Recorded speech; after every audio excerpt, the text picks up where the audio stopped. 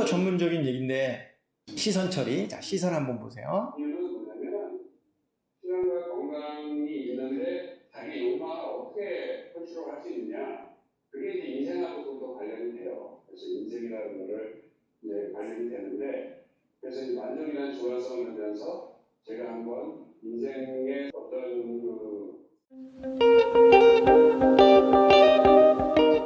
사모님이 김영정 대표님의 컨디션이나 심리 상태를 아주 쉽게 잘 파악하실 수 있을 것 같아요. 왜냐하면 이렇게 눈을 찡그리시는 횟수가 뒤로 갈수록 엄청 많아지거든요. 이제 2시간 하셨는데 한 1시간 반 정도 지나면 막 계속 눈을 막 찡그리시면서 가세요. 힘드니까. 힘들 때마다 나오는 루틴 중에 하나, 팁 중에 하나가 눈을 찡그리는 거예요. 방금 하신 눈을 찡그리는 거고, 그 다음에 내가 답답하다 아니면 잘 안 풀린다 그럴 때 눈을 이렇게 찡그리시는 횟수가 있어요. 그래서 이 챕터를 설명할 때 본인이 심리적으로 느꼈어. 강의가 잘 안 되고 있는 것 같아 라고 순간적으로 느끼니까 3번, 4번을 연속해서 계속 이렇게 찡그리시는 표정이 나온 거예요. 그래서 이거는 고치셔야 된다. 그거를 고치려고 그러면 어떻게 될까요? 그 마음을 일단 편안하게 안정감을 해야 되나? 우리 강 작가님도 틱이 있어서 나는 고쳤다 그렇게 얘기를 하시는 것 같아요. 그 저도 영상에. 아니, 고치는 게 아니라 틱은 수시로 발현돼요. 그러니까 그때그때 체크하실 수밖에 없어요. 저도 틱이 없다고 생각되지만 갑자기 만약에 불려나고 당황해서 이제 무대에 올라가서 뭐 짧은 글이라도 한번 발표해 주십시오 그러면 저도 몰랐는데 녹화해보면 엄청 막 눈을 깜빡깜빡거려요. 눈을 깜빡깜빡거리는 게 제일 많이 나오는 틱 중에 하나입니다. 저도 눈을 엄청 깜빡깜빡. 마음이, 자기 마음의 불안이 어떻게 보면 막 나타나는 건가요? 그렇습니다. 그래서 주기적으로 체크하면서 계속 없앨 수 있도록 노력하는 거랑 비슷한 거예요. 그러니까 운동선수가 자기 몸을 꾸준히 만들어 놨느냐 안 만들어 놨느냐의 차이입니다. 근데 이제 전문가도 사람이니까 갑자기 불려 나갔을 때는 되게 당황할 수밖에 없죠. 당황하지 않는 사람이 어디 있습니까? 그때 눈을 깜빡이는 버릇이 있어요. 그럴 때는 내가 지금 갑자기 나왔으니까 내가 눈을 깜빡거릴 수 있겠다 라고 생각을 하고 그 다음에 마인드 트레이닝을, 그래서 마인드 트레이닝이 제일 중요해요. 마인드를 다잡아야죠. 갑자기 나왔지만 당황하지 말고 이 무대를 장악할 수 있는 방법이 뭘지를 생각하고 고민하고 그 다음에 틱이 없도록 신경 쓰면서 올라가야 돼요. 이게 굉장히 어렵기는 한데 그게 그 사람의 능력이죠. 능력. 이게 다 연동이 되는구나. 사람의 심리는 얘기를 하다 보면 이게 뭐 내 논리대로 뭐 풀릴 수도 있다 이렇게 보지만 또 안 될 수도 있으면 나도 모르게 이게 무의식적인 행동이 이제 나오는데 사람이니까요. 좀 더 고급스럽게 시선이 계속 여기를 보시는 거예요. 여기에 뭐 특별한 내용이 있으면 여기를 보셔도 상관없는데 이거 있잖아요. 이 화면이 그대로 온 거잖아요. 그러니까 특별히 여기 적은 게 없는데 시선이 이쪽으로 오시는 거예요. 습관입니다. 상대방과 눈을 마주치시는 게 부담스러우니까 주기적으로 시선을 다른 곳으로 돌리는 거예요. 그 제 책의 챕터 중에 시선 처리 챕터가 있어요. 맞아요. 시선을 어떻게 처리할 것이냐에 대한 부분이 있는데 시선 처리가 전혀 안 돼 있는 거예요. 그래서 한 번 봤다가 이렇게 보고 한 번 봤다가 이렇게 보고 이렇게 되죠. 그럼 여기 앉아서 보는 사람은 뭐라고 느끼냐면 그러니까 기운이 나를 덮치지 못하는 거예요. 이 사람의 기운이 나를 확 덮쳐서 진짜 뱀 앞에선 개구리 마냥 그런 느낌을 받아야 되는데 그런 느낌을 못 받죠. 왜냐하면 시선이 회피하니까.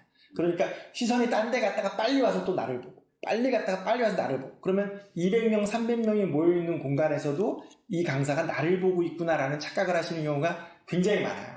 그래서 에세이급 강사가 이렇게 강의를 끝내고 나오면 들었던 사람이 내 앞에 앉았는데 그 강사가 이상하게 나만 보더라.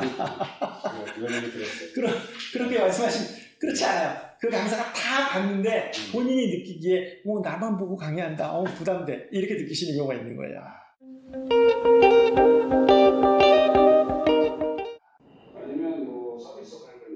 자, 추임새가 있으면 무조건 그 강사는 아닙니다. 이렇게 확정적으로 말씀드릴 수 있는 명확한 이유가 있고요. 내가 여태까지 수많은 강연을 들었는데 그 중에 추임새를 안 한 강사가 있었나? 라고 생각해 보시면 안 한 강사가 있었습니까? 없죠. 그러니까 솔직하게 말씀드리면 여태까지 한 번도 A급 강사의 강의를 직접 들어본 적이 없는 거예요. 그렇다면 A급 강사는 나는 못 봤지만 TV나 유튜브에는 다 있어요. 그러니까 그런 사람들의 강의를 한 번씩 보시면서 모델로 삼아서 연습하실 필요가 있습니다.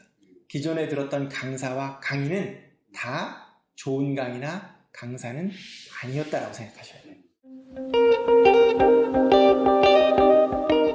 자, 목차가 이제 나옵니다. 지금 이제 40분이 됐는데 목차가 나오는 거예요. 그러면 40분까지가 인트로란 얘기고, 흔히 이제 사람들에게 약을 쳐서 이 강의가 얼마나 좋은지 약을 치는 과정이 40분이나 된다는 얘기인데, 이 부분이 약간 실수다. 목차를 더 앞으로 빼셔야 돼요. 목차는 최소한 5분, 10분 안에는 나와줘야 사람들이 이제 내용을 알게 되죠. 내가 여기서 배워가는 내용이 첫째 1부는 창업을 해야 하는 이유고, 2부는 창업을 해야 할 때 고려할 요소고, 그 다음에 실전 사례 및 상담이다 라고 했으면, 오신 이제 그 강의 들으시는 분들이 가장 필요로 하고 가장 기대했던 부분은 어디겠습니까? 이 목차 중에 어떤 부분을 가장 중요하게 생각했을까? 그러니까 이제 2부는 다음 시간에 하는 얘기고, 2시간. 1부에 대한 그게 먼저 나와야겠죠. 창업을 해야 되는 이유에 대해서 빨리 알고 싶겠죠. 아니에요. 여기 오신 분들이 알고 싶은 건 실전 사례하고 상담이에요. 아, 그럴까요? 네. 저는 이제 이분들이 그거를 알기 전에 조금 더 이런 이게 두 가지가 아니구나. 자, 보세요. 창업 강의를 들으러 왔다 라는 얘기는 무슨 뜻이겠어요? 창업을 하고 싶다, 창업을 해야겠다, 창업에 관심이 있다. 이 세 가지 중에 하나잖아요. 그렇죠. 이런 사람들이 가장 많이 하는 고민은 창업을 해야 하는 이유도 아니고, 두 번째 창업을 할 시 고려할 요소가 필요한 부분인데, 그 중에 가장 피부에 와닿는 거는 실전 사례 및 상담이에요. 내가 지금 창업을 준비하고 있는데 뭘 했으면 좋겠습니까? 내가 지금 창업 아이템 이런 부분이 있는데 이런 거 할 때 뭐뭐뭐 하면 좋을까요? 라고 물어보니까 사실은 30분 정도는 실전 사례 및 상담에 소비를 됐던 얘기죠. 근데 내가 창업 아이템이 있어? 상담을 하려고 그러면 의뢰해 주십시오. 그러면 의뢰합니까? 안 하죠. 안 하니까 창업 상담이 나올 수 있는 실전 사례를 쭉 얘기해 주셔야 되는 부분인 거예요. 그 부분이 조금 없어서 지금 목차가 40분에 나왔습니다. 이거 앞으로 빼셔야 되고, 목차를 설명하면 일부 창업을 하는 요소에 대해서 이렇게 해가지고 한 3, 40분 설명해 드리겠습니다.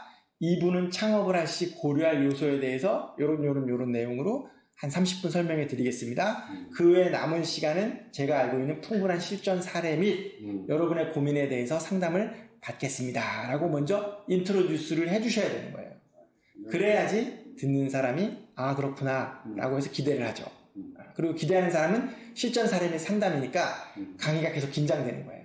앞쪽의 내용을 듣고 저때 내가 무임승차 해야겠다. 내가 좀 얻어 타야지. 이렇게 생각하게 되는 거거든요. 자, 보세요. 김영정에 대해 설명을 한다. 뭐 어쩌고 저쩌고 사례를 들어서 김영정이라는 사람에 대해서 쭉 설명한다. 그런다고 해서 김영정에 대한 사람 설명이 되느냐? 안 되는 거예요. 저는 김영정, 나이는 얼마, 경영지도사 자격증을 갖고 10년간 활동했으며 전에는 대우건설 임원으로 예편했습니다. 제가 이 창업 컨설턴트로 남아있는 거는 이 일을 하면서 많은 보람과 능력을 갖췄기 때문입니다. 창업 컨설팅을 하면서 많은 사람들을 도왔고 엄청나게 높은 실적을 올렸고 이제 이 높은 실적과 노하우를 여러분과 나누고 싶습니다. 그러니까 여러분이 제 강의를 들어주시면 큰 도움이 됩니다 라고 얘기하셔야 돼요. 자본주의에서 가장 핵심은 뭐다? 베네핏입니다. 이익이 있는 곳에 모든 초점이 맞춰지는 거예요. 그래서 너희들에게 이익을 주러 왔다. 이런 얘기들이 먼저 돼야 사람들이 좋아하게 되죠. 자, 퀴즈 및 조사 이 부분은 쉬는 시간에 하시거나 아니면 시작 전에 하셔야 돼요. 아, 그래요? 네, 그렇게 돌려서 하셔야 돼요. 이게 지금 퀴즈 지금 시작했죠? 42분에 시작했는데 얼마나 오래 걸리고 얼마나 지루한지 한번 보세요. 나중에 뭐가 있냐면 두 가지가 있죠. 하나는 인생에 대해서 어떤 철학을 갖고 계신 상품이 셉니다. USB 64 기가바이트. 이거 드렸어요? 네. 응? 제가 모르잖아요.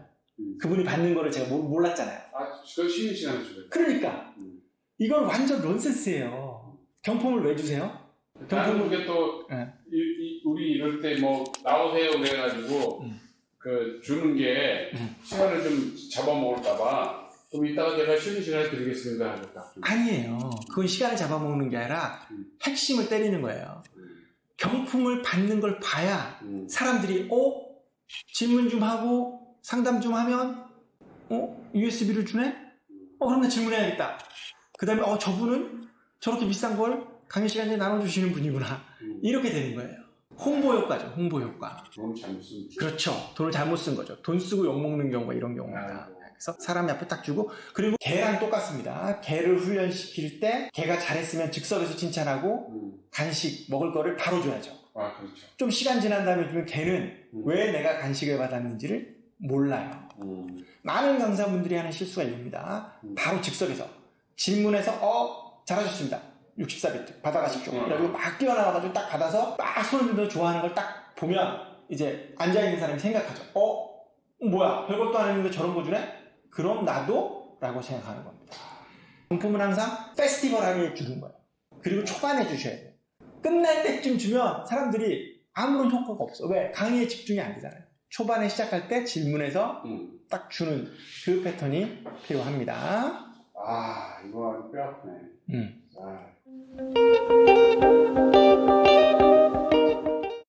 이걸 마시는 분한테 제가 조금 이제 본인이 생각할 때 쑥스럽다 싶으시면 역시 눈썹을 찡그리시는 버릇이 있어요. 그 사람들이 섬세하게 모두 보고 그냥 누가 그냥 엄마가 그냥 자, 안경을 쓰지 마십시오. 안경을 안 쓰시는 게 유리합니다. 라는 얘기를 왜 하냐면 이렇게 딱 올리는 거 방금 보셨죠? 네. 시간 되면 딱 안경을 올리고 전체적으로 이런 제스처들이 그 사람의 심리 상태를 나타내요. 그래서 안경을 쓰지 마십시오라는 얘기를 드리는 건데 안경을 쓰면 무태 안경을 쓰시는 게 좋고 그 다음에 안경에 절대 손을 대지 않는 연습을 하셔야 돼요. 안경을 그때그때 손을 갖다 대면서 이렇게 강의를 하시기 시작하면 다른 사람들이 금방 그걸 느껴요. 핵심은 느낀다는 거예요. 이 사람이 지금 자기가 하는 말에 자신이 없거나 당황했거나 아니면 일이 잘 안 풀린다고 생각될 때 안경을 이렇게 콧대를 올리거나 안경을 만지거나 하는 습관이 있다는 것을 20분 정도 지나면 사람들이 다 알아요. 그래서 그 연습도 하셔야 됩니다. 안경을 만지지 않아야 돼요. 수업 중에. 진짜 그런 사람이 있어? 있습니다. 안경을 썼는데 한 번도 안경에 손을 안 대시는 분들이 있어요. PPT 화면이 미술 폼이 없어. 유니폼을 입고 있지 않아요. 무슨 뜻인가요? 네. 아까 그 동일한 위계에서 PPT가 화면이 구성되지 않았다는 거예요. 퀴즈 및 조사인데 마초스, 사춘기, 컵이라고 돼 있는 요 멘트가 떠 있으니까 이게 뭐지? 라고 돼 있는 거예요. 3장에 PPT 작성에 관한 내용이 있죠. 제 책 3장에. 거기 보면 원신, 원킬 그 다음에 알 수 있는 내용을 담아라. 맨 처음 본 사람도 와서 PT를 할 수 있도록 해라 라고 돼 있는데 이거는 알 수가 없잖아요. 자, 그 다음에 퀴즈 및 조사가 맨 밑에 있어요. 여태까지는 항상 이쪽 위계에서 타이틀이 나왔습니다. 지금 이제 위계를 벗어났어요. 타이틀이 있고 이렇게 돼야 되고 여기 미술 폼이 노란색 테두리가 있거나 빨간색 테두리가 있거나 이런 식이었는데 미술 폼이 현재 바뀐 거예요. 이렇게 잡스럽게 하실 필요가 없어요. 그냥 텍스트만 넣으셔도 충분히 가능합니다. PT가. 저는 이게 궁금증을 유발하기 위해서 그 사람 명함이거든요. 그러니까 이 명함이면 이렇게 해놓고 느낌표 하나 넣으셔야죠. 마초스, 사춘기, 이 컵이 무슨 회사일까요? 라고 하고 그 텍스트를 달아주셔야 되죠. 그렇죠. 그림보다는 설명에 모든 정보가 있다고 얘기했죠. 그때가 한 300만 원. 또 하나 자 디자인 한번 보여드릴게요. 자, 역시 이거 타이틀이 없죠. 이 그래프가 뭔지 타이틀이 없고 그 다음에 미술 디자인 폼이 또 바뀌었어요. 파란색 줄이 또 들어갔어. 그 다음에 이게 잘 안 보여. 그러니까 미술 폼을 다 좀 바꿔야 되고 더 크게 보여야 돼요. 그 책에 나와 있는 내용 중에 크세 강세 있죠. 더 크게 더 세게 더 강해질 수 있습니다. 크게 넣으셔야 돼요. 크게 넣어서 들어오셔야 한다 라는 얘기입니다. 여기 보면 글씨가 잘 안 보일지 모르겠는데 그러면 이런 말 하시면 안 돼요. 글씨가 잘 안 보이실지도 모르겠는데 라는 말 하시면 안 돼요. 내가 준비가 부실했다 라고 얘기하시는 겁니다. 그냥 네가 눈이 나빠서 안 보이지. 윤석열 정부의 마음을 가져야 돼요. 음. 다 네 책임이지 내 책임이 아니야. 난 강의를 완벽하게 준비했는데 네가 눈이 나빠서 안 보이네? 그럼 눈이 좋아져야지. 이런 마인드가 있어야 돼요. 이게 컴퓨터가 굉장히 자기 위주로 에너지를 딱 가지면서 나는 최고다. 그러니까 뭘 이해를 못하는 건 너야. 그런 어떤 자신감으로 해야 된다 그런 말. 그렇습니다. 그래서 겸손은 미덕인데 프리젠터에게는 아니에요. 프리젠터는 리더죠, 리더. 그 강의 2시간을 이끌어가는 리더인데 리더가 실수했다? 리더가 실망했다? 리더가 준비가 부실했다? 이런 얘기를 굳이 하실 필요가 없습니다. 새로운 프레젠터가 리더다. 나는 프레젠터는 내용을 전달하는 사람인데 리더라고 얘기하니까 2시간 동안 강의를 장악하는 거니까 그 시간은 내가 완전히 장악하는 시간이에요.